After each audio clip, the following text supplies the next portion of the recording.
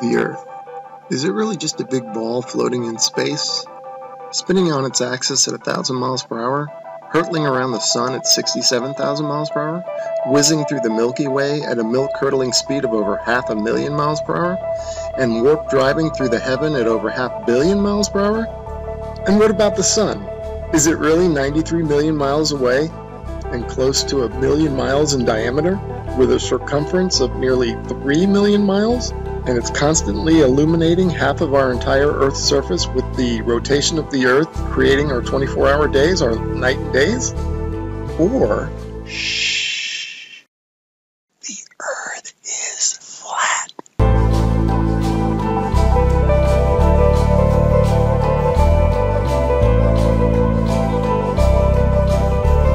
And maybe it's completely still, just like we experience. And maybe the sun isn't big, but is very small and very close, and not illuminating the Earth from 93 million miles, but is illuminating locally. And maybe everything, the sun, moon, and stars, are not far away, but are circling overhead relatively close.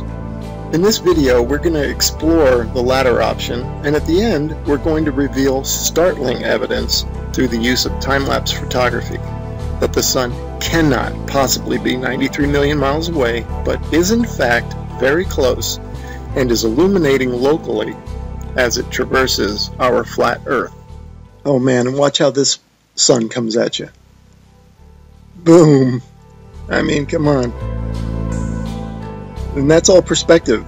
If you look at jet trails, Google Images, you'll see them, they start out low at the horizon, they come up overhead. Look at that thing. They come up overhead and then they go down to the horizon. Perfectly explains what the sun would do. Here it is going overhead.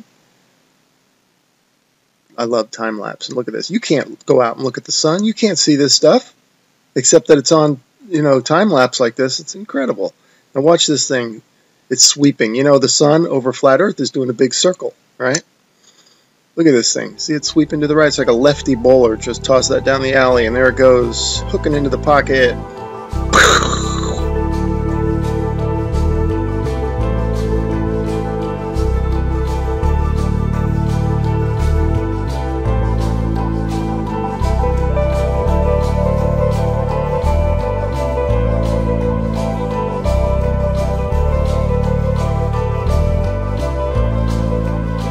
See how the clouds angle down to the horizon. I shot it there. That's exactly how the sun would do on flat Earth. Okay, back to the Copernican principle, and this is what they tell us. The sun is 93 million miles away. Now, I'm going to show you evidence through sunsets that shows the sun light following the sun over the horizon, and it shrinks as it goes over. Now there's no way it would do that if the sun is 93 million miles away. Okay, first I'm going to show you some footage from the ISS.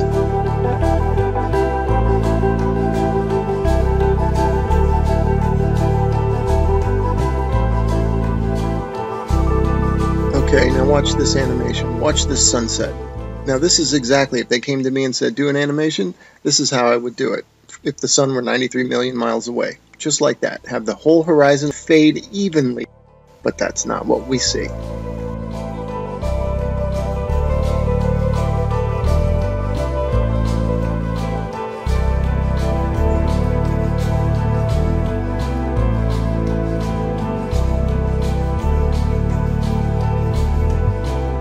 Okay, wow, look at that. Look how the light lifts off the ground like a big wedge, or like lifting up a sheet of paper. That's incredible footage. Definitely the light's following the sun, right? Okay, next I'm going to show you how a sun that is circling over the Earth, that creates the horizontal aspect of the sun. If you combine that with perspective, which creates the up and down of the sun, the rising and the setting, you get the 23.5 degree tilt that they talk about. It's nothing but perspective and the circling sun.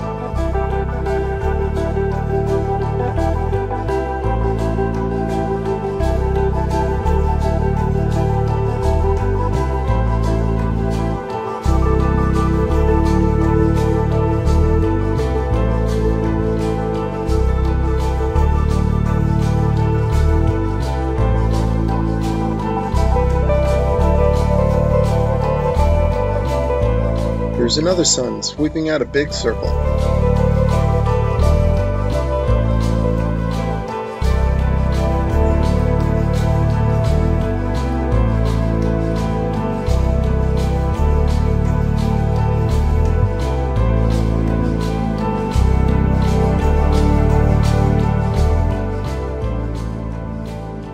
Okay, here's a phenomenon that you might be wondering, how in the heck do you explain this on a flat Earth? Well, this footage is taken from Alaska during the summer, and the sun does look like it's going up and down. The reason it's doing that is that this town in Alaska is not in the center of the sun's circular circuit. In other words, the sun is making a big circle, and the town is not in the center of that circle. So the sun will be closer and further from the viewer with the camera. That will cause it to go higher and lower, and also maybe even bigger and smaller.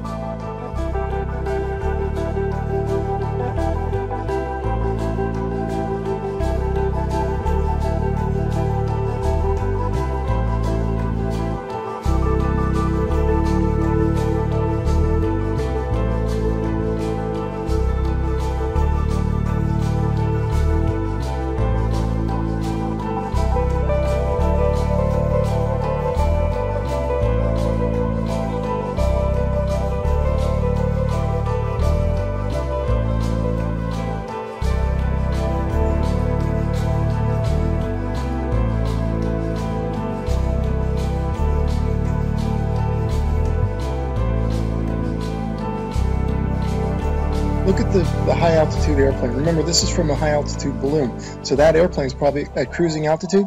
Notice how it looks like it's going up from the horizon. That's exactly how the sun will rise, because that plane is staying parallel to the ground. And now watch, it'll go down to the other horizon. All right, again, perspective, that's how the sun will set. And forget the big ball, that's just due to a GoPro camera. But see how the sun, that's the point of this. And then also, look at the size of the sun, man. Look at that thing.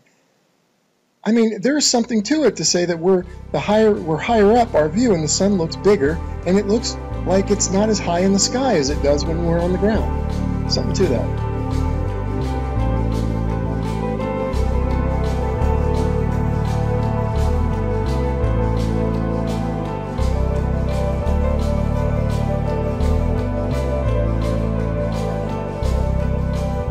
Let's explore this notion a bit further, that the sun looks bigger when filmed from higher up. The next 3 slides, I'm going to do a comparison, a side by side. The one on the left, the camera is above the clouds. The camera on the right is ground level.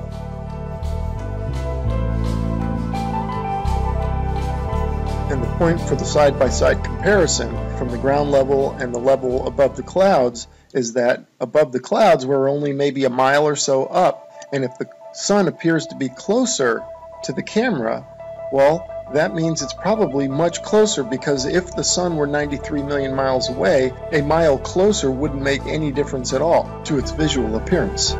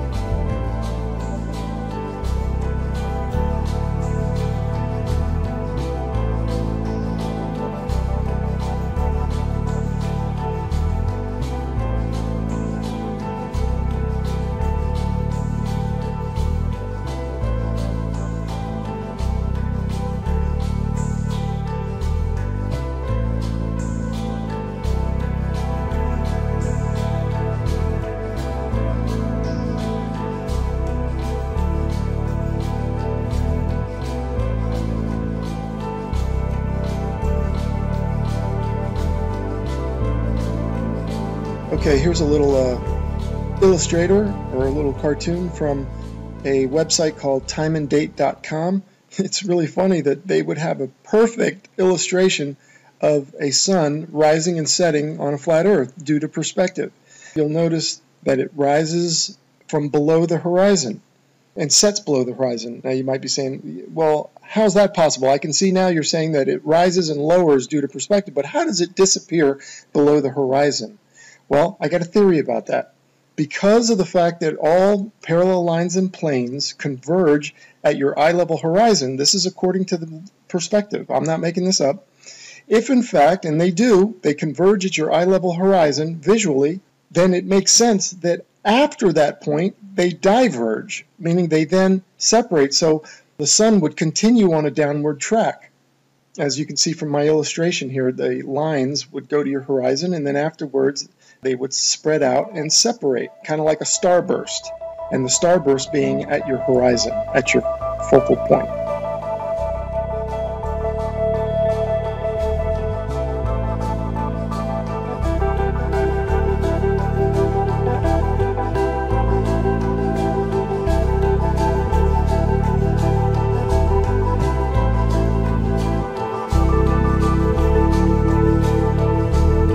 Anyway, without further ado, we're going to start talking about, and I'm going to start showing you the time lapse of the sunsets that I'm talking about that clearly show the sun is close and illuminating locally. Here we go. Alright, and here are a couple of time-lapse sunsets, and just like the sunrises at the beginning of this video where you could see the sun coming at you, not maintaining any 93 million mile distance, here you can also see the sun moving away, and it's clearly not due to the rotation of the Earth and a sun that's maintaining 93 million miles away, but the sun is moving over the Earth and moving away from you.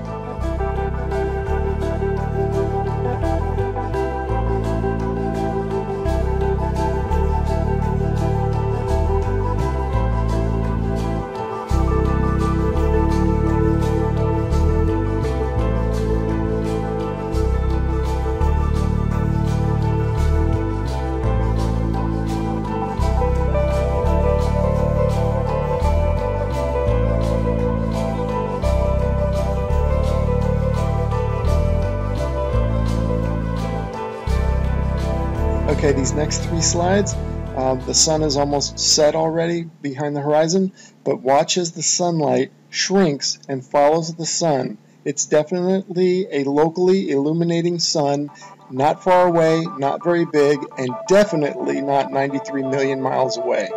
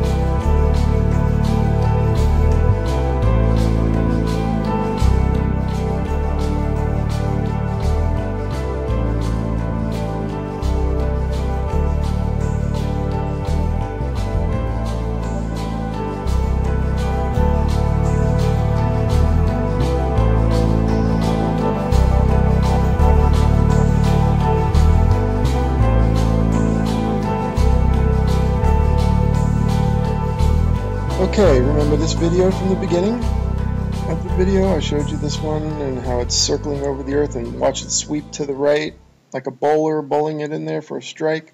Okay, now I want you to pay attention to the way the light follows the sun. The sunlight's going to shrink, right, as it follows the locally illuminating sun. Now watch this. See it shrinking, following the sun? You do not get that if the sun is 93 million miles away. The entire horizon should fade evenly, just like this supposed shot taken from space of the Earth. You can clearly see the way they depict it. They depict the demarcation between day and night, or light and dark, as a long straight line. And you can see the long straight line moving as one solid piece. That means that the sunset should all fade, the entire horizon should fade evenly. But that's not what we observe, as we will see and as we've seen in the footage so far. The sunlight shrinks and follows the sun over the horizon. So these time-lapse sunsets are definitely the nail in the coffin for heliocentrism. But this particular one here, shot from above the clouds from this observatory, is the final nail in the coffin. Look at how the sun just shrinks and the light shrinks to nothing. That cannot happen, as I showed you in the when the sun illuminates the entire Earth, which it does from 93 million miles away. It has to. You don't get this isolated look at the sunlight trailing the sun. That's only possible with a small sun, close, not very high, illuminating locally. I mean, if this isn't proof to you, then you gotta take the blinders off.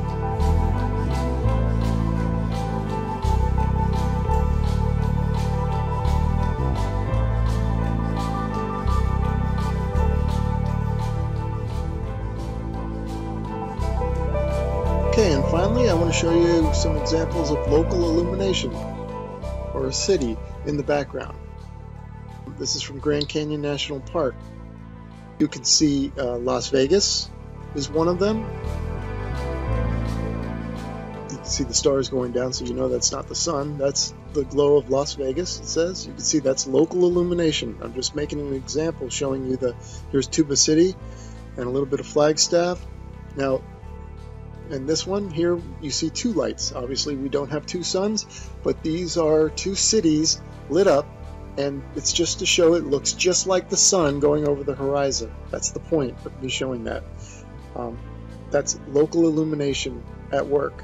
The sun is not 93 million miles away, because if it was, the entire horizon would fade evenly, and the entire horizon would fade at the same time. Not what we see here, which is the small sun cruising over the Earth and the light is following it. Case closed.